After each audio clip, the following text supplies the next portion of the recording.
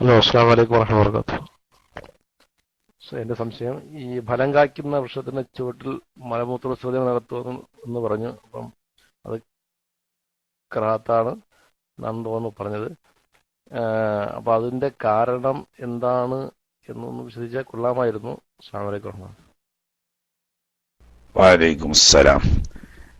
പഴം കായ്ക്കുന്ന മരച്ചുവട്ടിൽ മലമൂത്ര വിസർജനം കറാഹത്താണ് എന്നാ പറഞ്ഞത്. അപ്പൊ ആ രണ്ട് നിബന്ധന ഉണ്ട്. കറാഹത്തായാലും എപ്പോഴാന്ന് വെച്ചാല് ഒന്നിരിക്കലും ഇയാളുടെ സ്വന്തം ഉടമയിലുള്ളതാണെങ്കിൽ, അതല്ലെങ്കിൽ മറ്റൊരാളുടെ ഉടമയിലാണെങ്കിൽ പോലും അവിടെ മൂത്രിക്കുന്നതും കാഷ്ടിക്കുന്നതും ആ മരത്തിന്റെ ഉടമക്കാരന് ഇഷ്ടാണെങ്കിൽ, സമ്മതാണെങ്കിൽ, അപ്പൊ കറാഹത്ത്. തന്റേതല്ലാത്ത അന്യൊരാളുടെ പഴം കായ്ക്കുന്ന മരച്ചുവട്ടിൽ അയാൾക്ക് തൃപ്തിയുണ്ടെന്ന് അറിയാത്ത നിലക്ക് മൂത്രിക്കുന്നതും കാഷ്ടിക്കുന്നതും ഹറാമാണ്. അപ്പൊ എന്താ ചോദ്യം? അതല്ല, ഇങ്ങനെ ഈ പഴം കായ്ക്കുന്ന മരച്ചുവട്ടിൽ സ്വന്തമാണെങ്കിൽ പോലും ആ മരത്തിന്റെ ചുവട്ടിൽ കാഷ്ടിക്കലും മൂത്രിക്കലും കറാഹത്താണെന്ന് പറയാൻ കാരണം എന്താണ്?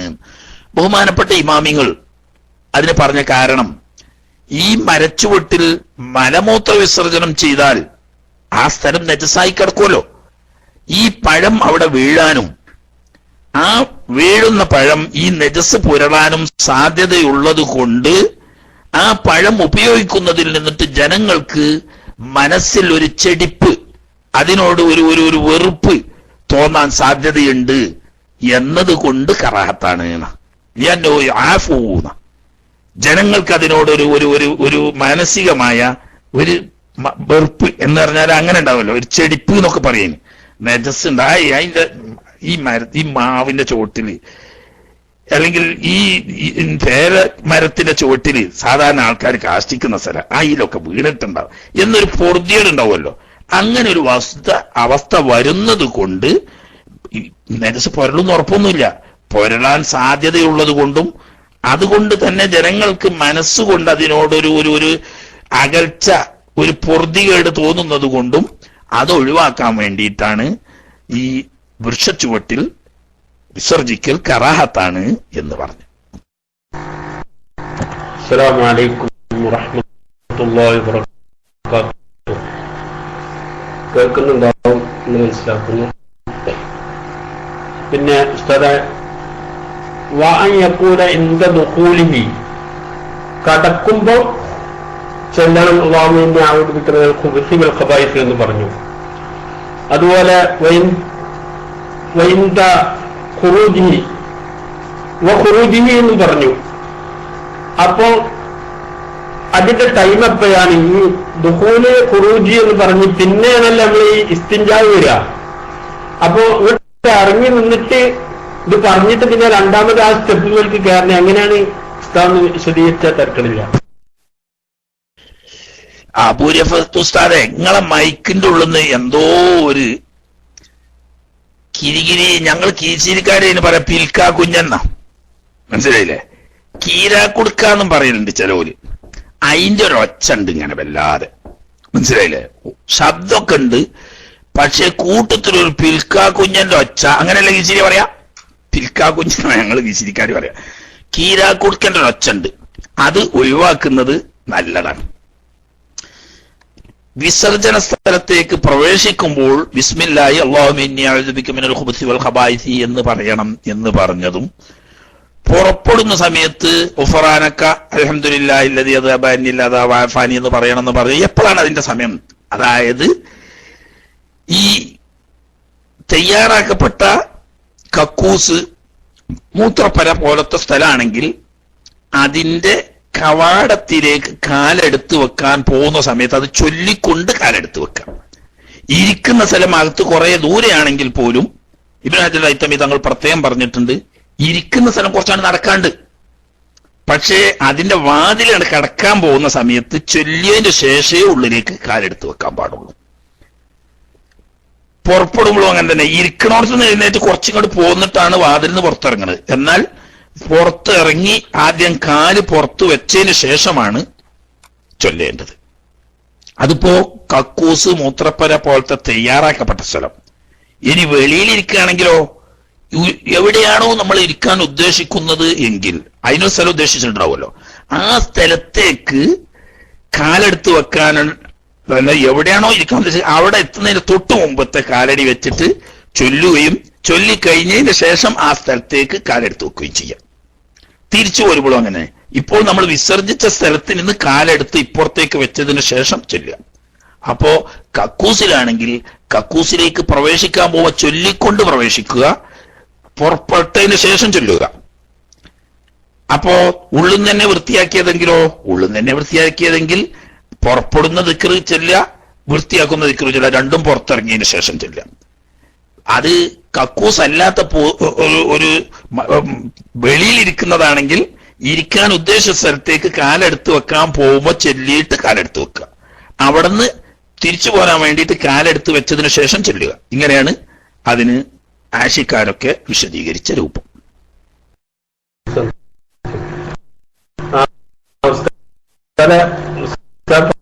പറഞ്ഞു മനസ്സിലായി.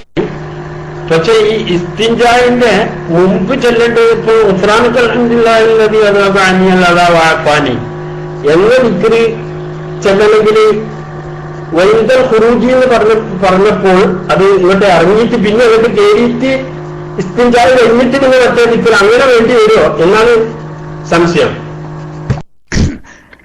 അത് ഉസ്താദിന് മനസ്സിലാകാനായിട്ടാവൂല, ആളുകൾക്ക് മനസ്സിലാകാൻ വേണ്ടിയിട്ട് ചോദിക്കുകയാണ്.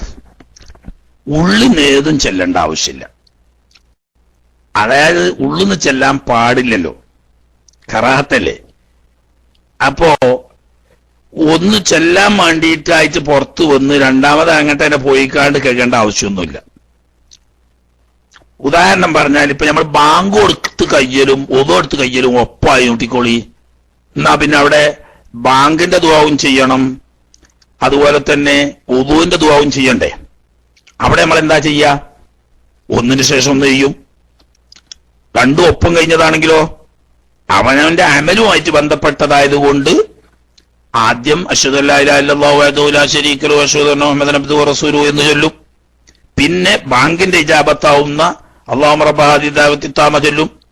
അതിന് ശേഷം അല്ലാഹു വജഅൽനി മിനൽ തവ്വാബീന വജഅൽനി മിനൽ മുത്തത്വഹിരീന എന്ന് ചൊല്ലും. അങ്ങനെയാണല്ലോ വേണ്ടത്. എന്നതുപോലെ ഇവിടെ കക്കൂസ് പോലത്തെ സ്ഥലമാണെങ്കിൽ വിസർജനം നടത്തിയ സ്ഥലത്ത് വെച്ച് തന്നെ കഴുകാം. അല്ലാത്ത വെളിയിലാണെങ്കിൽ മാറിയിരിക്കൽ സുന്നത്താ. വെളിയിലാണ് മൂത്രമൊഴിച്ചത് അല്ലെങ്കിൽ മറക്കിയിരുന്നത് കാഷ്ടിച്ചത് എങ്കിൽ ആ സ്ഥലത്ത് നിന്ന് ശുദ്ധിയാക്കാതെ സ്ഥലം മാറിയിരിക്കൽ സുന്നത്തിന്റെ. കാരണം അവിടുന്ന് ദേഹത്തിലേക്ക് തെറിക്കുമെന്നതുകൊണ്ട്. അങ്ങനെ വരുമ്പോൾ അവിടുന്ന് പുറത്തിറങ്ങേണ്ട ദിക്ർ ആദ്യം ചെല്ല. എന്നിട്ട് എവിടെ വെച്ചിട്ടാണോ ശൗചം ചെയ്തത് വെച്ചാൽ അവിടുന്ന് ശൗചം ചെയ്ത് കഴിഞ്ഞതിന് ശേഷം ആ ദിക്റും ചെല്ല. അതേ സമയത്ത് കക്കൂസ് മൂത്രപ്പേര പോലെയുള്ള സ്ഥലത്ത് അവിടെ തന്നെ മൂത്രയിച്ചോടത്ത് തന്നെ കാഷ്ടിച്ചോടത്ത് തന്നെ ശുദ്ധിയാക്കാം. കാരണം അവിടെ മേത്തക്ക് തെറിക്കാൻ സാധ്യത കുറവുള്ളതുകൊണ്ട്.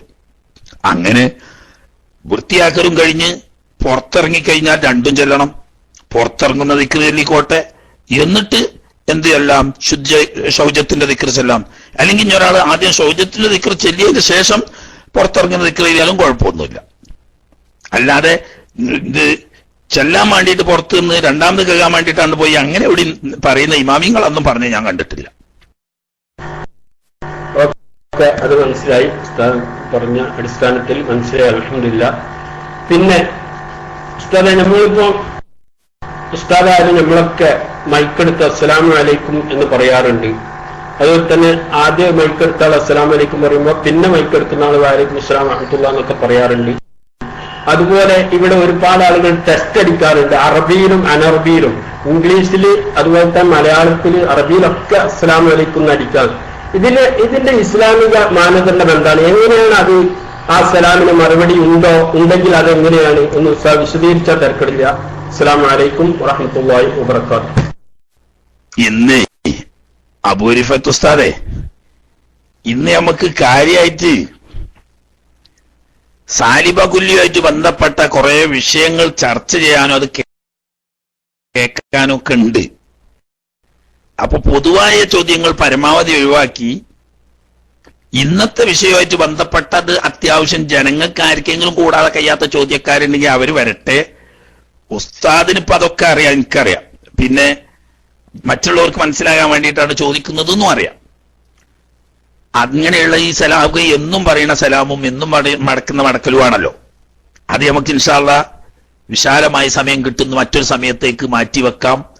ഇന്ന് ഇതുമായിട്ട് ബന്ധപ്പെട്ട മലമൂത്ര വിസർജനവുമായോ അത് ശൗചം ചെയ്യുന്നതുമായോ ബന്ധപ്പെട്ട വല്ല സംശയങ്ങളും ഉണ്ടെങ്കിൽ പെട്ടെന്ന് ചോദിച്ച് വേഗം തീർത്തിട്ട് നമുക്ക് ഇൻഷാ അല്ലാഹ് നേരത്തെ നടന്ന ആ പരിപാടിയിലേക്ക് പോകാൻ. അത് ആദ്യം കേൾക്കാൻ കാരണം ഒരുപാട് ആള് രാവിലെ ആയതുകൊണ്ടേ ഇവിടെയൊക്കെ ഗൾഫുകളിലൊക്കെ ഡ്യൂട്ടി ടൈം ആണല്ലോ, പലർക്കും അത് കേൾക്കാൻ കഴിഞ്ഞിട്ടില്ല.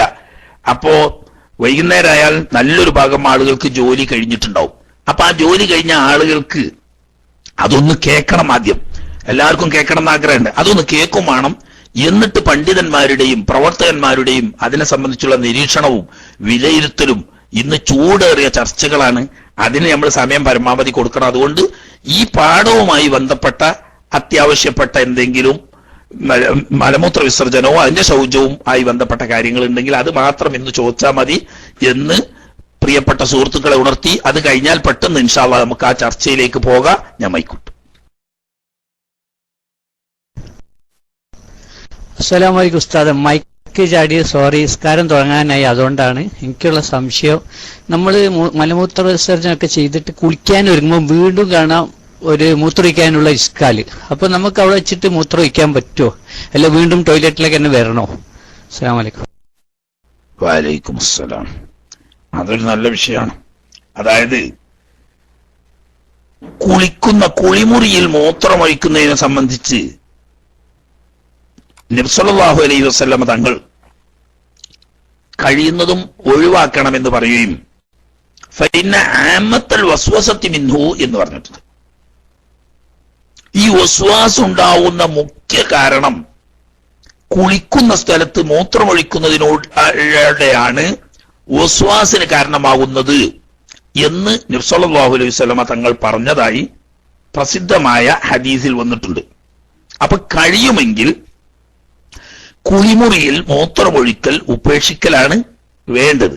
ഇനി അത്യാവശ്യമാണെങ്കിൽ അങ്ങനെ ചെയ്താൽ ആ സ്ഥലം കഴുകിയതിന് ശേഷം കുളിക്കൽ പ്രത്യേകം സുന്നത്താണ്. കാരണം അത് മേത്തുക്ക് തെറിച്ചോ എവിടെയെങ്കിലും ദേഹത്തിലായോ എന്നൊക്കെ ഇഷ്കാല് വന്നുകൊണ്ട് നബി സല്ലല്ലാഹു അലൈഹി വസല്ലം തങ്ങൾ പറഞ്ഞതുപോലെ ഫൈന ആമത്തൽ വസ്വസത്തി മിൻഹു, മിക്കവാറും വസ്വാസ് ഉടലെടുക്കുന്നത് കുളിമുറിയിൽ മൂത്രമൊഴിക്കുന്നതിനാൽ ആണ് എന്ന ഹദീസ് നമ്മൾ മുഖവിലക്കെടുക്കുകയും പരമാവധി കുളിമുറിയിൽ മൂത്രമൊഴിക്കുന്നത് ഉപേക്ഷിക്കുകയും ചെയ്യേണ്ടതാണ്.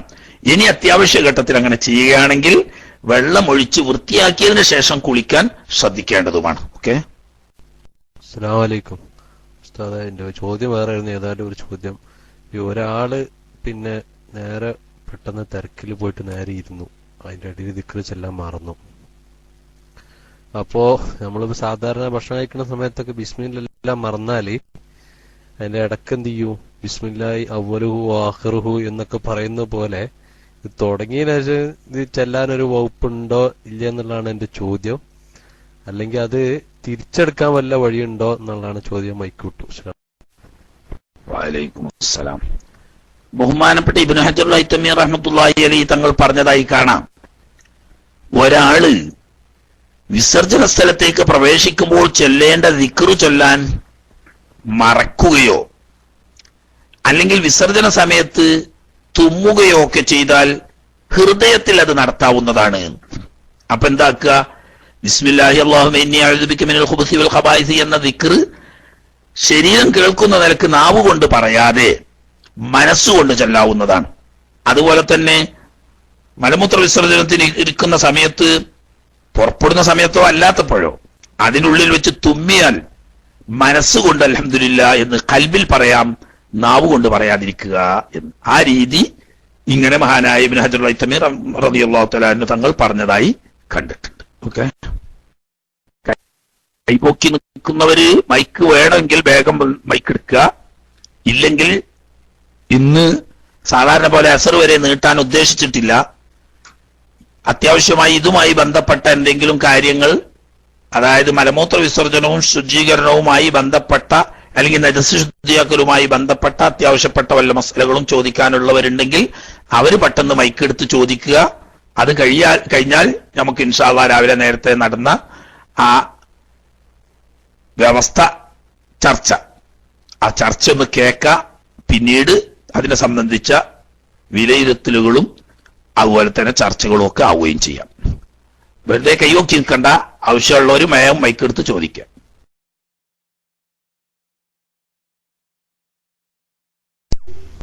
അസ്സലാമു അലൈക്കും വറഹ്മത്തുള്ളാഹി വബറകാതുഹു. കേൾക്കാമോ? ഓക്കെ. ഞാന് ഇപ്പോ നാട്ടിലാണുള്ളത്, എടപ്പാള്. നേരത്തെ പ്രവാസത്തിലായിരുന്നു ഏകദേശം 10-20 വർഷത്തോളം. അപ്പൊ പ്രവാസവുമായി ബന്ധപ്പെട്ട ഒരു മലമൂത്ര വിസർജന മസലയാണ് എനിക്ക് ചോദിക്കാനുള്ളത്.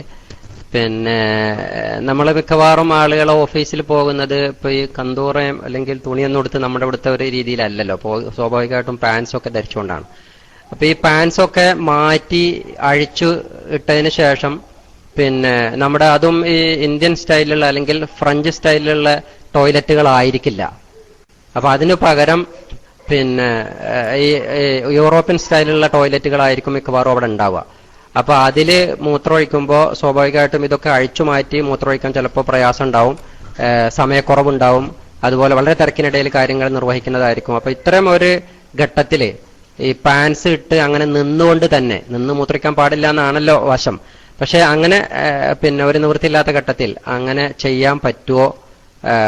അങ്ങനെയാണെങ്കിൽ അതുകൊണ്ട് അതും ചിലപ്പോൾ സ്ഥിരമായി തന്നെ അങ്ങനെ ചെയ്യേണ്ടി വരാറുണ്ട്. അപ്പൊ അത്തരം ഘട്ടങ്ങളിൽ എന്താണ് അതിന്റെ മസാല എന്ന് ഉസ്താദ് വിശദീകരിച്ചാൽ തരക്കേടില്ല. അസാബക്കുമുല്ലാഹ് ഖൈർ. അസ്സലാമു അലൈക്കും.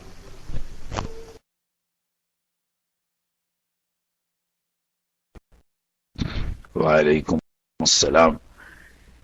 നിന്ന് മൂത്രമൊഴിക്കൽ പ്രത്യേകം ഉദ്റുള്ളവർക്ക് ഹലാലാണ്. ഉദ്റില്ലാത്ത സാഹചര്യത്തിൽ നിന്ന് മൂത്രമൊഴിക്കൽ കറാഹത്താണ് എന്നതാണ് ഷാഫി മദ്ഹബിലെ മുഅ്തമദായ ഖൗൽ. അപ്പോ ഇരുന്നാണ് മൂത്രമൊഴിക്കേണ്ടത്, മുസ്ലിം സ്വഭാവമാണ്. നിന്ന് മൂത്രമൊഴിക്കൽ കാരണം കൂടാതെ നിന്ന് മൂത്രമൊഴിക്കൽ ഹറാമല്ല, കറാഹത്താണ്, ഒഴിവാക്കേണ്ടതാണ്. എന്നാൽ ഇരുന്ന് മൂത്രമൊഴിച്ചാൽ ശരീരത്തിലേക്ക് തെറിക്കാൻ സാധ്യതയുണ്ടാവുകയോ അല്ലെങ്കിൽ ഇരുന്ന് മൂത്രമൊഴിച്ചാൽ ഫിറ്റായ ഫാൻ്റെ ആയതുകൊണ്ട് അയച്ച് മൂത്രമൊഴിക്കാൻ സൗകര്യമില്ല, ഇരുന്ന് മൂത്രമൊഴിച്ചാൽ പൂർണ്ണമായിട്ട് മൂത്രം പുറപ്പെടില്ല, അപ്പൊ പിന്നീട് മൂത്രം കിരിയാനും മറ്റുമൊക്കെ സാധ്യതയുള്ള സാഹചര്യം വന്നാൽ നിന്ന് മൂത്രമൊഴിക്കൽ മുബാഹാണ്, അനുവദനീയമാണ്. ഇനി ഒന്നുമില്ലാതെ ഒരാൾ നിന്നാണ് മൂത്രമൊഴിക്കുകയാണ്, അതിന്റെ ഹുക്മ് കറാഹത്താണ്, നല്ലതല്ല, മുസ്ലിങ്ങൾ അനുവർത്തിക്കാൻ പാടില്ലാത്ത ചീത്ത സ്വഭാവമാണ് എന്നല്ലാതെ ഹറാമാണെന്ന് അതിന് ഹുക്കുമില്ല. അപ്പോ പാന്റിന്റെ അസൗകര്യം കൊണ്ടോ കക്കൂസിന്റെ അസൗകര്യം കൊണ്ടോ നിൽക്കാൻ പറ്റാത്ത സാഹചര്യമാണെങ്കിൽ, അതല്ലെങ്കിൽ രോഗസംബന്ധമായ കാരണം കൊണ്ടോ മറ്റോ ഇരിക്കാൻ പറ്റാത്ത സാഹചര്യമാണെങ്കിൽ നിന്ന് മൂത്രമൊഴിക്കുന്നത് കൊണ്ട് കറാഹത്തില്ല, കുഴപ്പമില്ല. ഇങ്ങനെയുള്ള എതിറുകളൊന്നും ഇല്ലാതെയാണെങ്കിൽ അത് കറാഹത്താവുന്നു. അസ്സലാമു അലൈക്കും വറഹ്മത്തുള്ളാഹി വബറകാതുഹു. ഉസ്താദേ, ഒരു പുതിയ വീട് എടുത്തിട്ട് അല്ലെങ്കിൽ ഒരു പുതിയ ബാത്റൂം എടുത്ത് അത് ഉപയോഗിക്കുന്നതിന് മുമ്പ് നമ്മൾ സാധാരണ ഉപയോഗിക്കുന്ന ബാത്റൂമിലേക്ക് കയറുന്നത് പോലെ ഇടതുകാല് വെച്ച് കയറണം, അതുപോലെ അവിടെ കയറുമ്പോഴുള്ള ദിക്റുകൾ ചൊല്ലണം, അതൊക്കെ ആവശ്യമുണ്ടോ എന്നാണ് എന്റെ ചോദ്യം. അസ്സലാമു അലൈക്കും വറഹ്മത്തുള്ളാഹി. വലൈക്കും അസ്സലാം വറഹ്മത്തുള്ളാഹി. നല്ല വിഷയം. ഒരാള് വീടെടുത്തിന് അതിൽ കക്കൂസും ഉണ്ട്, പക്ഷെ ഉപയോഗിക്കാൻ തുടങ്ങിയിട്ടില്ല. ഇപ്പോൾ ഉപയോഗിക്കാൻ തുടങ്ങിയിട്ടില്ല, പക്ഷെ ഉപയോഗിക്കാൻ വേണ്ടി ഉണ്ടാക്കിയതാണ്. അതിലേക്ക് കടക്കുമ്പോഴും ഇടത് കാല് വെച്ച് കിടക്കുക, പ്രവേശിക്കുന്ന സമയത്ത് ദിക്ർ ചൊല്ലുക, പുറത്തിറങ്ങുമ്പോൾ വലത്തേ കാല് മുന്തിക്കുക എന്നതൊക്കെ സുന്നത്താണ് എന്ന് ബഹുമാനപ്പെട്ട ഇമാമിയങ്ങൾ വ്യക്തമാക്കിയിട്ടുണ്ട്. അപ്പോ നിയ്യത്ത് കൊണ്ട് തന്നെ അല്ലെങ്കിൽ നിർണയം കൊണ്ട് തന്നെ ഈ കക്കൂസിന്റെ വിധി അതിന് വരും എന്നർത്ഥം. കക്കൂസിന്റെ വിധി ഉപയോഗിച്ചതിന് ശേഷമല്ല വരുന്നത്, നമ്മൾ നിർണയിച്ച് നിയ്യത്ത് ചെയ്ത് നിർണയിക്കുന്നതോടുകൂടിയാണ്. അതായത് ഒരു റൂം നമ്മൾ കക്കൂസായിട്ട് എടുത്തു, കക്കൂസിന്റെ വേണ്ട സൗകര്യങ്ങളൊക്കെ ചെയ്ത് അപ്പൊ തന്നെ അതിന് കക്കൂസിന്റെ ഹുക്മ് വന്നു. തന്നെയല്ല, ഈ പ്രവേശിക്കല് മൂത്രിക്കാനോ കാട്ടിക്കാനോ കയറുമ്പോൾ മാത്രമല്ല, മറ്റാവശ്യത്തിന് വേണ്ടി അവിടെ കയറുമ്പോഴും ഇത് ചൊല്ലലും ഈ അടുത്തേക്കാൽ മുന്തിക്കലും തിരിച്ചു വലത്തേക്കാൽ മുന്തിക്കലും സുന്നത്തുണ്ട് എന്നും ഇമാമിയങ്ങൾ വ്യക്തമാക്കിയിട്ടുണ്ട്. മനസ്സിലായില്ലേ? അത് പലപ്പോഴും ചെയ്യാറില്ല നമ്മള്. ഇപ്പൊ ചില സ്ത്രീകളൊക്കെ കുഞ്ഞുങ്ങൾ മൂത്രമൊഴിക്കാൻ പോകുന്നു, അപ്പോ പെട്ടെന്ന് മൂത്രമൊഴിച്ചോ എന്നുള്ളവർക്ക് കുഞ്ഞിനെ എടുത്തിട്ട് ഓടുക കക്കൂസ്ക്ക്. അപ്പോ ചെല്ലാതെ അവിടെ കയറും. കാരണം ഇത് ഇവിടെ നിന്നൊക്കെ ചെല്ലി കയറുമ്പോൾ കുട്ടിപ്പുറത്ത് മൂത്രമൊഴിക്കൽ കഴിച്ചു എന്നുള്ളവർക്ക് അപ്പോഴും വേണം. അതിന് ഉമ്മ മൂത്രമൊഴിക്കാനല്ലല്ലോ പോകുന്നത്, കുട്ടിക്ക് ആയിക്കോട്ടെ, ഞാൻ അല്ല അതൊന്നും അല്ല, അവിടുത്തെ ബക്കറ്റ് എടുക്കാൻ പോവുകയാണ് ചിക്കോളി. കക്കൂസിനകത്തുള്ള ബക്കറ്റ് എടുത്തുകൊണ്ടുവരാൻ പോവുകയാണ്. അതല്ലെങ്കിൽ ബക്കറ്റ് അവിടെ ഉണ്ട്, അതിലേക്കുള്ള കപ്പ് ഇല്ലായിരുന്നു, അത് കൊണ്ടുവെക്കാൻ വേണ്ടി പോവുകയാണ്. എന്നാലും ഒക്കെ അവിടെ കയറുമ്പോൾ ഇടത്തേക്കാൽ മുന്തിക്കുക, കയറുമ്പോൾ ചൊല്ലുന്ന ദിക്ർ ചൊല്ലുക, തിരിച്ചു വരുമ്പോൾ വലത്തേക്കാൽ മുന്തിക്കുക, പുറത്തിറങ്ങുമ്പോൾ ചെല്ലേണ്ട ദിക്ർ ചൊല്ലുക തുടങ്ങിയതൊക്കെ ഇതിൽ വേണം. അപ്പൊ മലമൂത്ര വിസർജനത്തിന് കയറുകയാണെങ്കിലും അല്ലെങ്കിലും മലമൂത്ര വിസർജനം ഉപയോഗിക്കാൻ തുടങ്ങിയതിന്റെ ശേഷം എന്നല്ല, തുടങ്ങിയതിന്റെ ശേഷവും അതിന്റെ മുമ്പ് അതിനായി നിർണയിച്ചാലും ഈ നിയമം ബാധകമാവുന്നു. ഓക്കെ, അസ്സലാമു അലൈക്കും. ഉസ്താദേ, ഇന്ന് പള്ളികളിലൊക്കെ പ്രത്യേകമായി നിന്ന് മൂത്രിക്കാൻ ഒരു സൗകര്യം ഉണ്ടാക്കുന്നുണ്ട്, പ്രത്യേകിച്ച് ഒരു ക്ലോസറ്റ്. അത് നല്ലതാണോ? അങ്ങനെ ഉണ്ടാക്കുന്നത് നല്ലതാണോ എന്ന് ഒരാൾ ചോദിച്ചാൽ നല്ലതാണോ അല്ലേ എന്ന് പറഞ്ഞു കൊടുക്കണം. അതെന്താണെന്ന് പറയണം. മറ്റൊന്ന്, ഈ ഖളാഉൽ ഹാജത്ത് എന്ന് പ്രത്യേകിച്ച് മലമൂത്ര വിസർജനം ചെയ്യുന്ന എനിക്ക് പേര് വെക്കാൻ കാരണം എന്താണെന്നും അറിയാനാണ് മൈക്ക് വിട്ടു. അസ്സലാമു അലൈക്കും. അസ്സലാമു അലൈക്കും. ഉസ്താദെ, എൻ്റെ സംശയം, ഇപ്പോൾ നമ്മളിപ്പോൾ മൂത്രമൊഴിച്ച് കഴിഞ്ഞാൽ മൂത്രം ഇങ്ങനെ ഇറ്റി വരും. ഒരാള് ചോദ്യം ചോദിച്ചാലേ അതിന് മറുപടി പറയാൻ മൈക്ക് എടുക്കാൻ സമയം തരാതെ നിങ്ങൾ വേറെ ആള് ചോദിച്ചാല് ഒന്നും നടക്കൂലല്ലോ. മനസ്സിലായില്ലേ? അറിയാതെ കയറിയതായിരിക്കും, മനഃപൂർവ്വം ആവൂല എന്നറിയാം. ഒരു സുഹൃത്ത് ഒരു ചോദ്യം ചോദിച്ച ചോദ്യം വേണ്ടത്ര ക്ലിയർ ആയിരുന്നില്ല,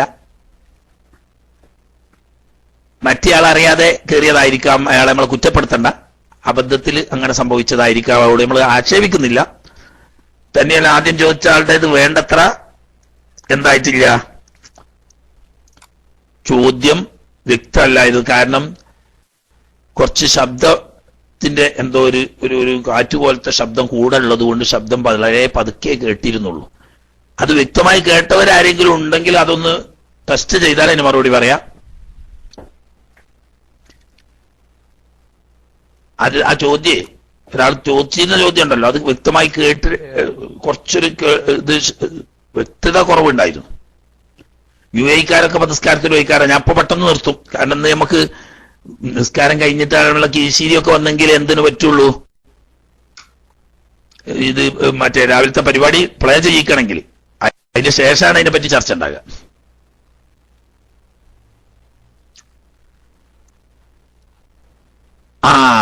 നിന്ന് മൂത്രമൊഴിക്കുന്ന ക്ലോസിറ്റ് അല്ലേ? ചില പള്ളികളിൽ നിന്ന് മൂത്രമൊഴിക്കാനുള്ള ക്ലോസിറ്റ് കാണുന്നു. അത് നല്ലതാണോ?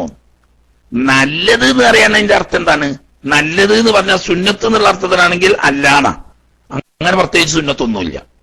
എന്നാൽ സാഹചര്യം ഇന്ന് അങ്ങനെ അനുകൂലമാണ് എന്ന് പറഞ്ഞാൽ ഒരുപാട് ചെറുപ്പക്കാരായ ആളുകൾ ഈ ഫിറ്റായ ഫാന്റ് ധരിച്ച് വരുന്നത് കൊണ്ടും ഇരുന്ന് മൂത്രമൊഴിച്ചാൽ പൂർണ്ണമായിട്ട് മൂത്രം പോവാതെ വരുമ്പോൾ പലപ്പോഴും നിസ്കാരം തന്നെ ഫസാദാകാൻ കാരണമാവുന്നത് കൊണ്ടും ഇത്തരം മുസീബത്തുകളിൽ നിന്നിട്ട് രക്ഷപ്പെട്ടോട്ടെ എന്ന സതുദ്ദേശത്തോടു കൂടി അതിനൊരു സൗകര്യം ചെയ്തു കൊടുക്കുകയാണെങ്കിൽ അത് അനുവദനീയമാണ്. അത്രയേ പറയുള്ളൂ. ഒരു പുണ്യകർമ്മം എന്നതിനെ പറ്റി പറയാൻ പറ്റൂല. കാരണം എന്തുകൊണ്ട്? മൂത്രമൊഴിക്കാൻ സൗകര്യം ചെയ്യുക എന്ന് പറയുന്നത്, പ്രാഥമിക ആവശ്യം നിർവഹിക്കാനുള്ള സൗകര്യം ചെയ്യുക എന്ന് പറയുന്നത് ഒരു നല്ല കാര്യമാണ്. അക്കൂട്ടത്തിൽ മോമിനീങ്ങളായ ആളുകളുടെ സ്വഭാവം ഇരുന്ന് മൂത്രമൊഴിക്കലാണ്.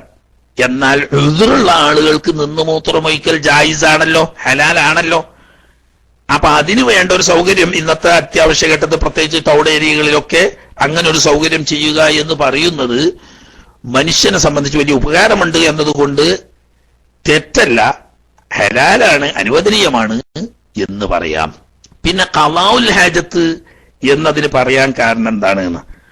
ഏതൊരു മനുഷ്യനും ജനനം മുതൽ മരണം വരെ ജീവിതത്തിന്റെ ഒരു ഭാഗം എന്ന നിലക്ക് ഒഴിച്ചുകൂടാൻ പറ്റാത്ത പ്രാഥമിക ആവശ്യം ആയതുകൊണ്ടാവാം അൽഹാജത്ത് എന്നതിന് പറയുന്നത്. അൽഹാജത്ത് എന്ന് പറഞ്ഞാൽ എല്ലാവരെയും ബാധിക്കുന്ന, എല്ലാ സാഹചര്യത്തിനും വേണ്ടി വരുന്ന ആവശ്യമായതുകൊണ്ടായിരിക്കാം അൽഹാജത്ത് എന്നതിന് പറഞ്ഞത്. ഏതായാലും മഹാന്മാരായ ഇമാമിയങ്ങൾ അതിനെ സംബന്ധിച്ച് പറഞ്ഞതായി ഞാൻ എന്റെ ശ്രദ്ധയിൽ പെട്ടിട്ടില്ല. ഓക്കെ. ഹലോ, അസ്സലാമു അലൈക്കും. ഉസ്താദ്, എൻ്റെ ഒരു സംശയം എന്താ വെച്ചാല്, ഇപ്പോൾ മൂത്രം ഒഴിച്ചു കഴിഞ്ഞാല് മൂത്രം വളരെ കുറഞ്ഞ രീതിയിൽ അത് ചെറുതായിട്ട് വരും. അപ്പോൾ വരുന്നത് കൊണ്ട് അപ്പോൾ അത് കഴുകിയിട്ട് ശേഷം ഇതാകുമ്പോൾ പിന്നെ വരുമെന്നുള്ള ഒരു പേടിയുണ്ട്. അപ്പം അതുകൊണ്ട് കൈ കൊണ്ട് അത് ഫുള്ള് ഒപ്പി തടവി കഴിഞ്ഞതിന് ശേഷം അത് മുഴുവൻ എടുത്തതിന് ശേഷം കയ്യ് കഴുകിയിട്ട് വൃത്തിയാക്കുക ചെയ്യുക. പിന്നെ നടന്നു വന്നതിന് ശേഷം വീണ്ടും നമ്മളിത് കഴുകാറുള്ളത്. അപ്പം അതുകൊണ്ട് തെറ്റുണ്ടോ? കാരണം മൂത്രം ഒഴിച്ച് കഴിഞ്ഞിട്ട് നമ്മൾ ഉടനെ മനോഹരിച്ച് കഴിഞ്ഞാൽ പിന്നെ നടക്കുമ്പോൾ ആ മൂത്രം വന്നു കഴിഞ്ഞാൽ അത് ബുദ്ധിമുട്ടാവുമെന്ന് പേടിച്ചിട്ട് ആദ്യം മൂത്രം ഒഴിച്ച് കഴിഞ്ഞിട്ട് മൂത്രം ഒഴിക്കൽ തീർന്ന ഉടനെ വിരലുകൊണ്ട് അത് ഒപ്പിയെടുത്തതിന് ശേഷം ഫുള്ള് ഇല്ലാന്ന് ഉറപ്പുവരുത്തിയതിനു ശേഷം വീണ്ടും നടന്നു വന്നിട്ടാണ് അത് കഴുകാറ്. അതുകൊണ്ട് തെറ്റുണ്ടോ? ഞാൻ മൈക്ക് സുഹൃത്ത് പുതിയ ആളാന്ന് തോന്നുന്നു. മൈക്ക് വിടുന്നു എന്ന് പറഞ്ഞാ പോരാ, മൈക്ക് വിടണേ. അതറിയാഞ്ഞിട്ടായിരിക്കും. നിങ്ങൾ മൈക്ക് എടുക്കാൻ വേണ്ടി ക്ലിക്ക് ചെയ്ത അതേ സ്ഥലത്ത് തന്നെ രണ്ടാമത് ഒന്നുകൂടി ക്ലിക്ക് ചെയ്തെങ്കിലേ മൈക്ക് റിലീസ് ആവുള്ളൂ. അപ്പോഴേ നമുക്ക് എടുക്കാൻ കഴിയുള്ളൂ. അതുകൊണ്ട് മൈക്ക് വിടണം. ചോദിച്ചൊരു നല്ല പ്രധാനപ്പെട്ട ഒരു ചോദ്യം തന്നെ. ഇസ്തിബ്റാഅ് ചെയ്യൽ വുജൂബാണ് എന്നാണ്. ഇസ്തിബ്റാഅ് എന്ന് പറയുന്നത് മൂത്രം പൂർണ്ണമായി പുറപ്പെട്ടു എന്ന് ഉറപ്പുവരുത്തുക എന്ന ആ വാക്കിന് അർത്ഥമുള്ളൂ. മൂത്രം പൂർണ്ണമായി പുറപ്പെട്ടു എന്ന് ഉറപ്പുവരുത്തുക അത് ഓരോ വ്യക്തിക്കും വ്യത്യസ്ത രീതിയിലാവും. ചില ആളുകൾക്ക് സാധാരണഗതിയിൽ മൂത്രമൊഴിച്ച് കഴിഞ്ഞാൽ തന്നെ പൂർണ്ണമാകും. അങ്ങനെയുള്ള ആളുകൾക്ക് അങ്ങനെ തന്നെ കഴിയാൽ മതി. അതല്ല, പിന്നെ അല്പമൊക്കെ കിനിഞ്ഞു വരാൻ സാധ്യതയുണ്ടെങ്കിൽ ഇസ്തിബ്റാഅ് ചെയ്യൽ വുജൂബാണ്. ഇസ്തിബ്റാഅ് ചെയ്യാൻ പൂർണ്ണമായി പുറപ്പെട്ടു എന്ന് ഉറപ്പുവരുത്തുക. അതിനുള്ള ഒരു രീതി പറഞ്ഞത്, വിരല് കൊണ്ട്, ഇടത്തെ കൈയിന്റെ വിരല് കൊണ്ട് പിന്ദ്വാരം മുതൽ ലിംഗത്തിന്റെ തല വരെ അമർത്തി തടകിക്കൊണ്ട് മെല്ലെ, മേത്തക്ക് ധരിക്കാത്ത നിലക്ക് മെല്ലെ ലിംഗം ഒന്ന് കൊടയുക. സ്ത്രീകളാണെങ്കിൽ അവരുടെ യോനിയുടെ ഭാഗത്ത് അല്പം അമർത്തി തടയുക. അങ്ങനെ മൂത്രം അവശേഷിക്കുന്നില്ലെന്ന് ഉറപ്പുവരുത്തുക. മറ്റു ചിലർക്ക് തൊണ്ട അനക്കേണ്ടി വരും, ഒക്കെ പറയേണ്ടി വരും. അപ്പൊ ഇങ്ങനെ തൊണ്ട അനക്കിയാൽ മൂത്രം പൂർണ്ണമായി വരും എന്നുള്ളവർ അങ്ങനെ ചെയ്യുക. പിന്ദ്വാരം മുതൽ ഇടത് കൈകൊണ്ട് വിരലുകൊണ്ട് പതുക്കെ ആവർത്തിച്ച് തടകി ലിംഗത്തിന്റെ തലവരെ തടകുകയും ലിംഗം പതുക്കെ കൊടയുകയും ചെയ്താൽ പൂർണ്ണമാകുന്നവർ അങ്ങനെ ചെയ്യുക. അപൂർവം ചില ആളുകൾക്ക് അതുകൊണ്ടൊന്നും മതിയാവില്ല. മൂത്രമൊഴിച്ച സ്ഥലത്ത് നിന്ന് എഴുന്നേറ്റ് ഏതാനും അടി അങ്ങോട്ടും ഇങ്ങോട്ടും നടന്ന് പിന്നെ ഒന്ന് കൂറ്റനക്കിയെങ്കിലേ പൂർണ്ണമായി മൂത്രം വരൂ തീരൂ എന്നുറപ്പ് ഉണ്ട്. എന്നാൽ അങ്ങനെ ചെയ്യലും ഉജൂബാണ്. അതിനു വേണ്ടി മനേരം പിടിക്കുക എന്ന് പറഞ്ഞിട്ടൊരു ഏർപ്പാടുണ്ട് പണ്ട്. അതായത് ലിംഗത്തിന്റെ തല ശരീരത്തിലേക്ക് മൂത്രമാവാതിരിക്കാൻ വേണ്ടി ദ്വാരം ഒരു വിരല് കൊണ്ട് അടച്ചു പിടിച്ച് ലിംഗത്തിന്റെ തലയിൽ കൈ പിടിച്ച് അല്പസമയം നടക്കുക. പൊതുവെ നജസ് ശരീരത്തിൽ പുരട്ടൽ ഹറാമാണെങ്കിലും ഇവിടെ ഒരു ആവശ്യത്തിന് വേണ്ടിയാവുന്നെങ്കിൽ ആയതുകൊണ്ട് അത് തെറ്റില്ല. അപ്പൊ അങ്ങനെ ലിംഗത്തിന്റെ തല കൈകൊണ്ട് പിടിച്ച് അല്പസമയം അങ്ങോട്ടും ഇങ്ങോട്ടും നടന്ന് കൂറ്റനക്കിയെങ്കിലേ പൂർണ്ണമായി മൂത്രം കിനിയൽ നിൽക്കൂ എന്നുണ്ടെങ്കിൽ അങ്ങനെ ചെയ്യേണ്ടതും ആണ്. അത് തെറ്റില്ല എന്നല്ല, അങ്ങനെ വേണ്ടി വരുന്ന സാഹചര്യമുള്ള ആളുകൾക്ക് അത് ചെയ്യൽ നിർബന്ധമാണ്. കാരണം നമ്മൾ മൂത്രമൊഴിച്ച് മനോരം കഴിഞ്ഞ് പുറത്തു പോന്നാൽ പിന്നീട് മൂത്രം കിനിയാവുന്ന അവസ്ഥ വരരുത്. അത് വന്നാൽ നമ്മുടെ വസ്ത്രം നജസാവും, എടുത്ത ഉദു മുറിയും, നിസ്കാരം ഫസാദാവും, ഇതൊക്കെ ഉണ്ട്. അപ്പൊ അത് വരാതിരിക്കാൻ വേണ്ടി ഇസ്തിബ്റാഅ് ചെയ്യേണ്ടതാണ്. അത് ഓരോ വ്യക്തിക്കും പ്രത്യേക രീതി ഉണ്ടാവും. ആ രീതിയിൽ അത് പൂർണ്ണമായി മൂത്രം പോന്നെന്നും ഇനി കിരിഞ്ഞു വരില്ലെന്നും ഉറപ്പുവരുത്താൻ വേണ്ടത് ചെയ്യേണ്ടതാണ്. അത് കൽപ്പിക്കപ്പെട്ട ഫർദായ കാര്യമാണ്.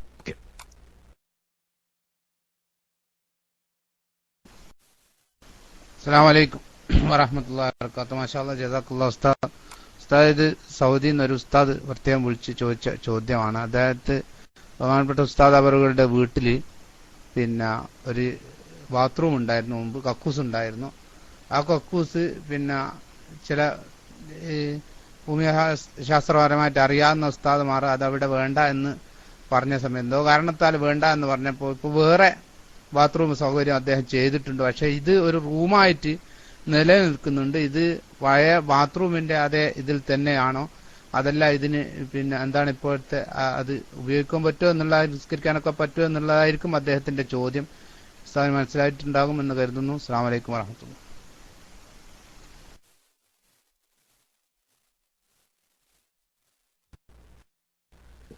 മുമ്പ് ബാത്റൂമായിട്ടല്ല ടോയ്ലറ്റ് ആയിട്ട് ഉപയോഗിച്ച, മുമ്പ് ടോയ്ലറ്റ് ആയിട്ട് ഉപയോഗിച്ചിരുന്ന ഒരു റൂം, അത് വാസ്തുശാസ്ത്രപ്രകാരം പറ്റില്ല എന്ന് അതു സംബന്ധമായ വിവരമുള്ള ആളുകൾ പറഞ്ഞതുകൊണ്ട് ആ സാധനം ഒഴിവാക്കി. അഥവാ ഇന്നത് കക്കൂസായിട്ട് ഉപയോഗിക്കുന്നില്ല, ഇന്ന് വേറെയാണ് കക്കൂസ്. എങ്കിൽ മുമ്പ് ഒരു കാലത്ത് കക്കൂസായി ഉപയോഗിച്ചിരുന്ന ഈ റൂം മറ്റാവശ്യങ്ങൾക്ക് ഇനി ഉപയോഗിക്കുന്നത് കൊണ്ട് കുഴപ്പമുണ്ടോ? അത് കക്കൂസിന്റെ ഷേപ്പ് മാറ്റി ശുദ്ധിയാക്കി വൃത്തിയാക്കി കഴിഞ്ഞാൽ മറ്റാവശ്യങ്ങൾക്ക് ഏതാവശ്യത്തിനും ഉപയോഗിക്കുന്നതുകൊണ്ട് കുഴപ്പമില്ല. മുമ്പ് അങ്ങനെ കക്കൂസ് ആക്കിപ്പോയിരുന്നു എന്നതുകൊണ്ട് ഇനി ഖിയാമത്ത് നാൾ വരെ കക്കൂസിന്റെ ഹുക്കം അവിടെ നിലനിൽക്കൊന്നുമില്ല. പക്ഷേ കക്കൂസിന്റെ ടാങ്കി അതിന്റെ അടിയിൽ തന്നെയാണ്, ആ ടാങ്കിൽ നജസുണ്ട്. അതോടുകൂടിയാണെങ്കിൽ കറാഹത്ത്, അതിനോട് മുലാഖാത്ത് വരുന്നുണ്ടെങ്കിൽ കറാഹത്ത് വരും. അതില്ല, ടാങ്ക് എവിടെയോ പുറത്തോടെ ഇനി വണ്ടി തന്നെ പൈപ്പ് വിട്ട് കൊടുത്തത്, ഇനി ക്ലോസിറ്റോ മറ്റോ ഒക്കെ സൗകര്യം ഉണ്ടായിനി എങ്കിൽ ആ ക്ലോസിറ്റ് എടുത്തു കളഞ്ഞ് വൃത്തിയാക്കി റൂം സാധാരണ രീതിയിലാക്കിയാൽ മറ്റ് അവിടെ ഉപയോഗിക്കാൻ പറ്റുന്ന ആവശ്യങ്ങളിൽപ്പെട്ട ഏതാവശ്യത്തിനും അത് ഉപയോഗിക്കുന്നതുകൊണ്ട് കുഴപ്പമില്ല. അസ്സലാമു അലൈക്കും. ഹലോ, കേൾക്കുന്നുണ്ട് ഉസ്താദേ? എത്രയോ നേരം ഞാൻ മൈക്കൊന്ന് എടുക്കാൻ വേണ്ടിയിട്ട് ഒരു സംശയം കേൾക്കുന്നുണ്ടോ? ഞാൻ നേരത്തെ രാവിലത്തെ റെക്കോർഡ് ചെയ്ത് ക്ലിയർ ആവട്ടെ.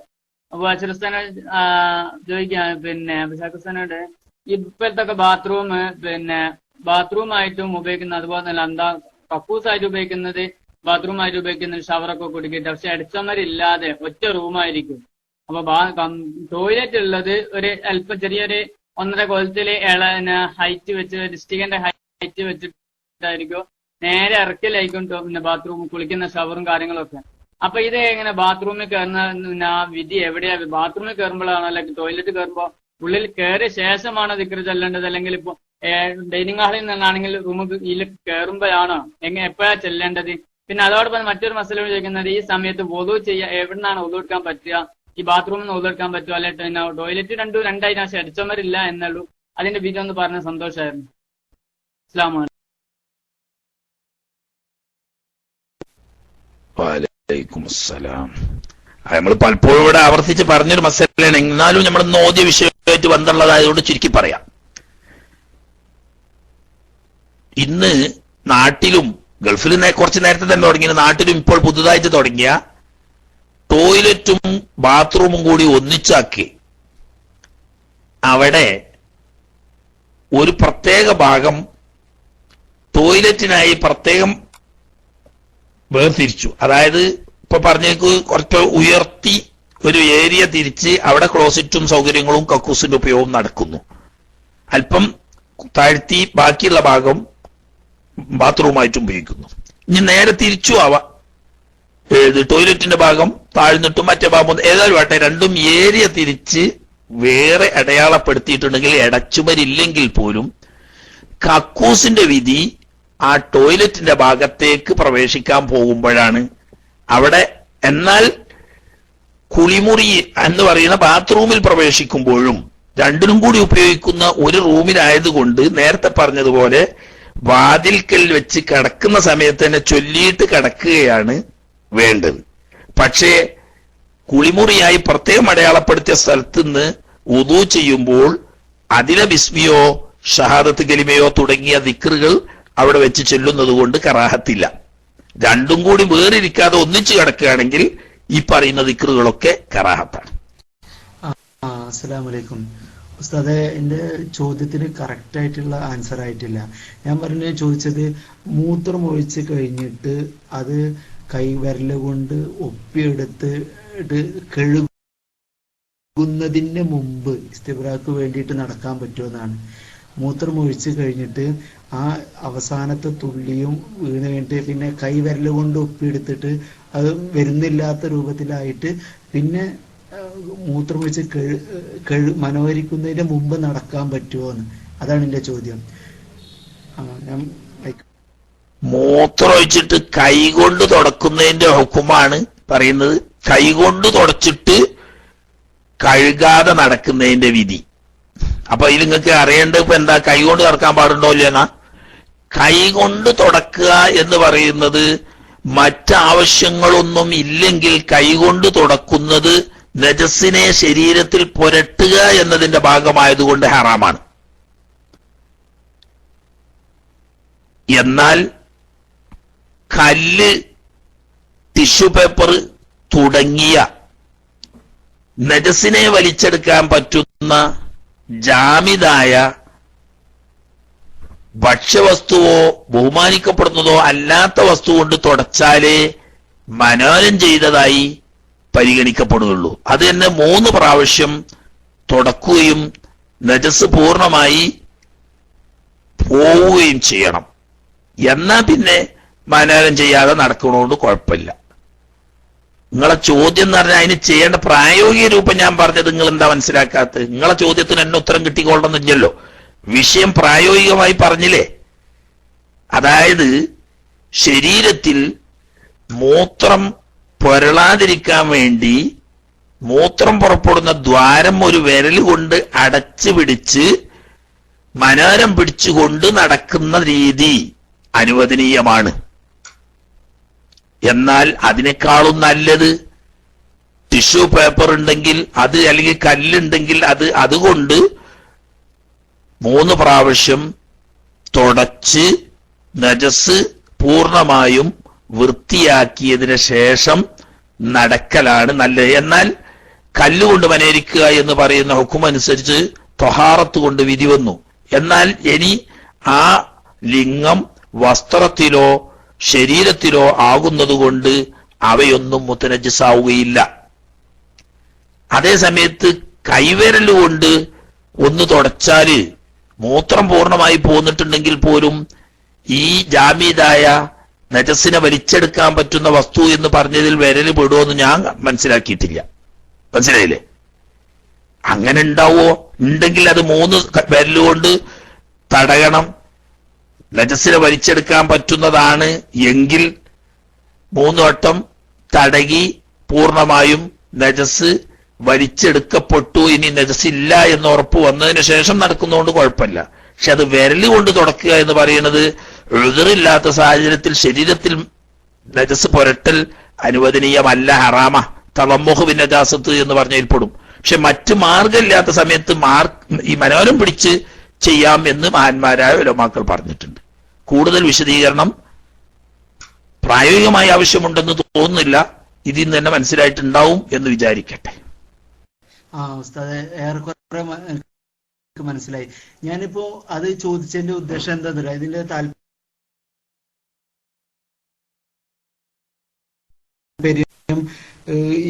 ഈ മൂത്രം ഒഴിച്ചിട്ട് മനോഹരിക്കാൻ വേണ്ടിയിട്ടല്ല, മനോഹരിക്കുന്നതിന്റെ മുമ്പ്, അതായത് ഇപ്പൊ മൂത്രം വരുമോ എന്ന് പേടിച്ചിട്ട് അത് കൈകൊണ്ട് ഒപ്പിയെടുത്തിട്ട് പിന്നെ ഇല്ലാന്ന് ഉറപ്പിച്ചല്ലോ, ഇപ്പൊ വരുന്നില്ലാന്ന്, എന്നിട്ട് ഒന്ന് ഇസ്രായേലി അങ്ങനെ പറ്റുമെന്ന് അങ്ങനെ നടന്നു വരിക, എന്നിട്ട് പിന്നെ ശരിക്കും ലിംഗം കഴുകും. ലിംഗം കഴുകുന്നതിന് മുമ്പ് ലിംഗം കഴുകും, അപ്പോഴല്ലേ മറ്റേത് വീടുള്ളൂ. അപ്പൊ അതിന് മുമ്പ് ഇപ്പൊ നമ്മളിപ്പോ സ്ഥാപിക്കും ടിഷ്യൂ പേപ്പർ ഇപ്പൊ എപ്പോഴും കയ്യിൽ വെക്കാൻ കഴിഞ്ഞു എന്ന് വരില്ല. അപ്പൊ നമ്മളിപ്പോ എല്ലാ സമയത്തും ടിഷ്യൂ പേപ്പർ കൈ പിടിച്ച് നടക്കാൻ പറ്റില്ലല്ലോ മൂത്രയിക്കാൻ മുട്ടുമ്പോ. അപ്പൊ ചോദിക്കും, അപ്പൊ കൈവിരലുകൊണ്ട് നമ്മൾ തടഞ്ഞിട്ടില്ലേ പിന്നെ വേറെ എന്തുകൊണ്ട് പോയി തടയാ? കൈവിരൽ അതുകൊണ്ട് നമ്മൾ മൂത്രം ഒഴിച്ചിട്ട് ഇറ്റി വീണ് ലാസ്റ്റത്തെ വിറ്റിയും ഒക്കെ ഇസ്തിബ്രാക്ക് കഴിഞ്ഞു. പക്ഷെ എന്നാലും നടന്നാലും മൂത്രയിറ്റി വരും. അതില്ലാതിരിക്കാൻ വേണ്ടിയിട്ട് ആ ഭാഗത്ത് ഹോളിന്റെ അവിടെ കൈ വെച്ചിട്ട് ഫുള്ള് നനവുകൾ തീർത്തിട്ട് പിന്നെ 1-2 പ്രാവശ്യം അങ്ങനെ നടന്നു വന്നിട്ട് കഴുകാൻ പറ്റുമോ? അതാണ് എന്റെ ചോദ്യം. അല്ലെ പിന്നീട് കഴുകിയാൽ മതിയോ എന്നുള്ളതാണ് എന്റെ ചോദ്യം. ആ ഇസ്തിബ്രായിന് വേണ്ടി. കാരണം നബി സല്ലല്ലാഹു അലൈഹി വസല്ലമ പറഞ്ഞിട്ടില്ല ഖബറില് മറ്റേ ശിക്ഷിക്കപ്പെടുന്നു, ആ കാരണത്ത് എന്താണ് അവർ ഇസ്തിബ്രാഹ് ഇല്ലാത്ത ആളുകളായിരുന്നു എന്നൊക്കെ അല്ലേ. അപ്പൊ ആ ഒരു ഹദീസ് വെച്ചുകൊണ്ട് ഇസ്തിബ്രാഹ് വുജൂബാണെന്ന് ആളുകൾ ഇമാമികൾ പറഞ്ഞിട്ടില്ലേ? അപ്പോ ഇതിനെ കുറിച്ചിട്ട് ഈ ഇസ്തിബ്രാഹ് പറ്റുമോ? ഞാൻ ഈ ചോദിച്ച രൂപത്തിലുള്ള ഇസ്തിബ്രാഹ്, അതായത് മൂത്രം ഒഴിച്ചതിന്റെ ആ ഇറ്റി വീണിട്ട് അത് കൈകൊണ്ട് തുടച്ചിട്ട് ആ തുടക്കുന്നതിന്റെ വിധി, എന്നിട്ട് പിന്നെ നജസ് വെച്ച് പുരട്ടുക എന്നുള്ള ഉദ്ദേശം കൊണ്ടല്ല, വേറെ മാർഗങ്ങളില്ലാത്തത് കൊണ്ട് അങ്ങനെ അത് ഒപ്പിയെടുത്തതിന് ശേഷം പിന്നെ ശരിക്കും കഴുകും. ആ അത്രയും ടൈം ഉണ്ടല്ലോ, ആ നടക്കുന്ന ടൈം ഇസ്തിബ്രാഹിന് വേണ്ടിയിട്ടുള്ള അത് അനുവദി.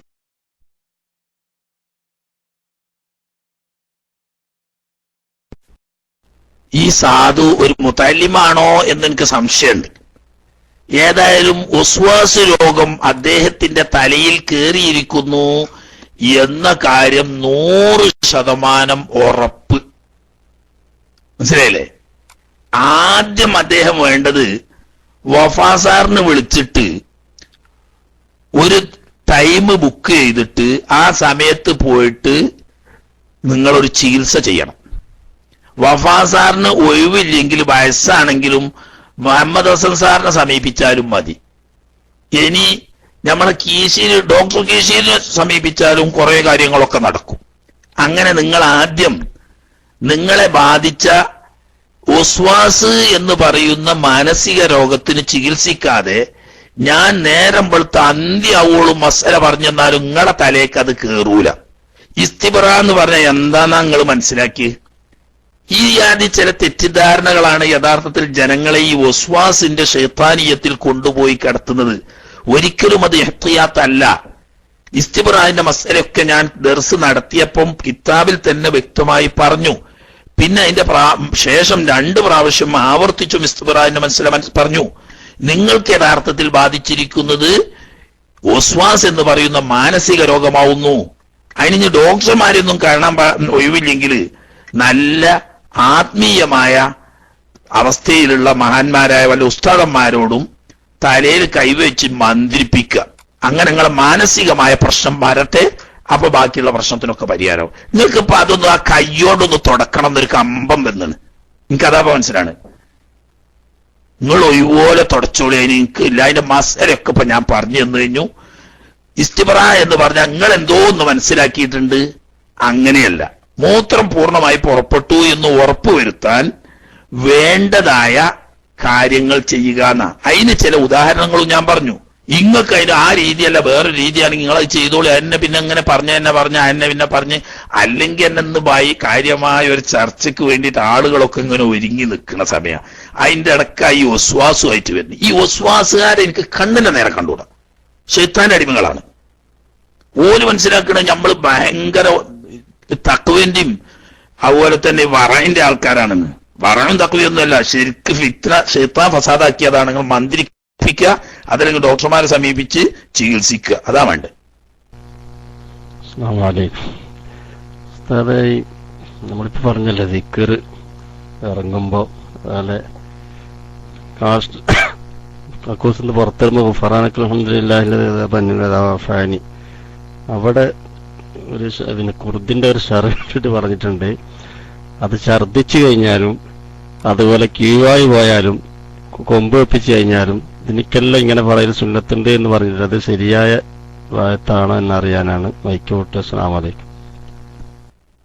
അള്ളാഹു ഞാൻ കണ്ടിട്ടില്ല, അങ്ങനെ ഉണ്ടായിക്കും. നമ്മളിപ്പോ ഇതെല്ലാം കൂടി ഒന്നും കണ്ട ആൾക്കാരല്ലല്ലോ. പിന്നെ കണ്ടതൊക്കെ പറയുന്നത് ബുദ്ധിയല്ലാണോ? അത് മനസ്സിലാക്കുക. കണ്ടതൊക്കെ പറയൽ ബുദ്ധിയല്ല. അതിൽ നിന്ന് ജനങ്ങളോട് പറയേണ്ടതും പറയാൻ പറ്റുന്നതും പറയാം. ചിലപ്പം ഛർദി എന്ന് പറഞ്ഞാല് ഭയങ്കര സുഖടായിട്ടും വരൂലേ? അവിടെ ഒഫറാങ്കൽ അൽഹംദുലില്ലാഹി എന്ന് പറയാൻ പറ്റുമോ? എനിക്ക് പറയാനില്ല. കീവായു എന്ന് പറഞ്ഞാൽ ഒരു റാഹത്ത് തന്നെയാണ്. മനസ്സിലായില്ലേ? അതേസമയത്ത് ഛർദി റാഹത്താവുന്ന സമയം ഉണ്ടായിരിക്കും.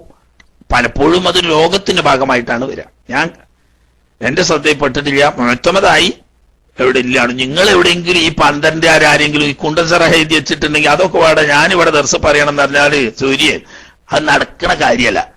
മനസ്സിലായില്ലേ? അതിന് പണ്ട് ഞങ്ങളോട് ഉസ്താദ് പറയല് ഇവിടെ ഒരു കുണ്ടൻസറ ഉണ്ട് എന്നാ പറയല്. ആ എല്ലാ കണ്ട കുണ്ടൻസറ ഒന്നും ഇവിടെ മനുഷ്യന്റെ ഇടയിൽ പറയാൻ പറ്റൂല. എന്നാ പോരെ, 3 ആളുകൾ കൈപോക്കി നിൽക്കുന്നുണ്ട്, വേഗം വേണമെങ്കിൽ അവർക്ക് മൈക്കെടുക്കാം. ബാക്കി ഇന്നത്തെ ദിവസം പ്രത്യേക സാഹചര്യം പരിഗണിച്ച് നേരത്തെ നിർത്താൻ ഉദ്ദേശിച്ചതാണ്. ഏതായാലും കൈപോക്കി നിൽക്കുന്ന ആ 3 ആളുകൾക്ക് ആള് സ്ഥലത്തുള്ളവരാണെങ്കിൽ ഇനി പുതിയതായിട്ട് ആരും ഇന്ന് കൈപൊക്കണ്ട. ഇൻഷാ അല്ലാഹ് തുടർന്നുള്ള ബാക്കി ദിവസങ്ങളിൽ നിങ്ങൾക്ക് ചോദിക്കാവുന്നതാണ്. അള്ളാഹു തആല തൗഫീഖ് ചെയ്യുമാറാകട്ടെ. ഇത് കൈപൊക്കി നിൽക്കുന്നവരെ പരിഗണിച്ചുകൊണ്ട് അവർ സ്ഥലത്തുണ്ടെങ്കിൽ അവർ 3 ആൾക്കും ഒരാൾക്ക് പുറകെ ഒരാളായിട്ട് 3 ആൾ മൈക്കെടുക്കുക. പിന്നെ ഇൻഷാ അല്ലാഹ് നമുക്ക് മറ്റേ രാവിലത്തെ ആ ക്ലാസിന്റെ കേൾവി കേൾക്കാൻ വേണ്ടിയിട്ട് പോകാം. പെട്ടെന്ന് മൈക്കെടുക്കുകയാണെങ്കിൽ അല്ലെങ്കിൽ ഇപ്പം തന്നെ നിർത്തുകയും ചെയ്യും. ഹലോ, അസ്സലാമു അലൈക്കും. ഉസ്താദെ, ഞാൻ പറയുന്നതുകൊണ്ട് നിങ്ങളൊന്നും വിചാരിക്കരുത്. നമ്മളിപ്പോൾ അറിവ് പറഞ്ഞപ്പോ അങ്ങനെ തന്നെയല്ലേ, നമുക്ക് പഠിക്കുമ്പോൾ അങ്ങനെ തന്നെ ഉസ്താദെ വളരെ തെറ്റുകൾ ഒരുപാടുണ്ടാവും. നമ്മുടെ ഇത് പൊട്ടത്തരായിരിക്കും. പക്ഷെ ഉസ്താദ് നമ്മളെ മാനസികാവസ്ഥകൾ മനസ്സിലാക്കിയിട്ട് ഒരു മറുപടി ഇങ്ങനെ പറയണം. ഞാൻ പറഞ്ഞില്ലേ നിർത്തുകയാണ്, മറ്റേ ആൾ എടുക്കുന്നില്ല. അദ്ദേഹം വീണ്ടും പറയാം, നിങ്ങൾ ഒഴിവുള്ള സമയം വരെയുണ്ട്, അപ്പൊ നമുക്ക് ഇൻഷാ അല്ലാഹ് വിശദമായിട്ട് സംസാരിക്കാം. നിങ്ങളോട് വെറുപ്പുണ്ടായിട്ട് പറഞ്ഞതല്ല, നിങ്ങൾ ആ ചോദ്യത്തിന്റെ ശൈലി അങ്ങനെ ആയതുകൊണ്ട് അത് ഉണർത്തി എന്നതാണ്. ഒസ്വാസ് ഒഴിവാക്കിയിട്ട് കാര്യങ്ങൾ പഠിക്കുക എന്ന നിലക്കാണെങ്കിൽ നേരത്തെ പറഞ്ഞതിന് തന്നെ മനസ്സിലാവും. പോരാത്തത് ഇൻഷാ അല്ലാഹ് തുടർന്നുള്ള ക്ലാസ്സുകളിൽ പറയുകയും ചെയ്യാം. ഇന്ന് തൽക്കാലം പ്രത്യേക സാഹചര്യത്തിലായതുകൊണ്ട് നിർത്തുകയാണ്. നേരത്തെ തന്നെ നിർത്തണമെന്ന് ഉദ്ദേശിച്ചതായിരുന്നു. ഇനി ആരും കൈപൊക്കിയിട്ട് കാര്യമില്ല.